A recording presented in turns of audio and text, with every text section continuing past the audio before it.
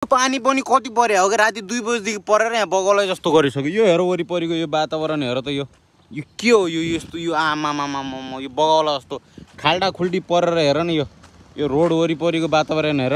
अब खेतीपाती गर्नेलाई त ठिक हो क्या, हामी काम गर्नेलाई त हैरानै छ नि भने क्या। अझ धन्न होटल लाइनमा काम गरिन्छ र अब यहाँ काम रोकिएला भन्ने डर भएन, नत्र भने त कति गाह्रो हुन्थ्यो हामीलाई हैन। यो उखु अब यो खेतीहरूलाई त यो भैँसी चराउनेलाई अलिकति गाह्रो परिरहेको हैन। म चाहिँ यता यो साइडमा टिकटक बनाउन आइरहेको थिएँ हैन।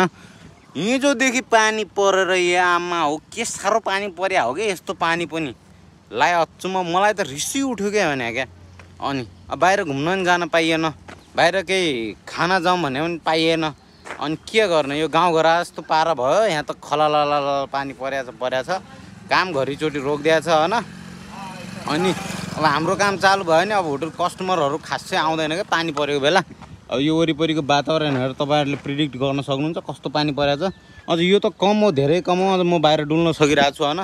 मान्छेहरूले यहाँ गाई भैँसी चराउन पाइरहेको छ, तर यस्तो खत्तम पानी परेको थियो, यस्तो खत्तम। ओ यहाँ आऊ ल, आ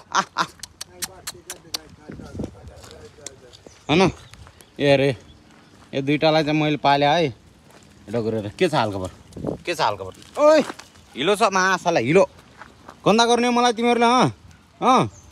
गन्दा गर्ने हो, मिल्दैन है। ल यिनीहरू चाहिँ मेरो अब यहाँ पाल्या हो हैन। यिनीहरूले फेरि यस्तो पिसा गर्छ नि।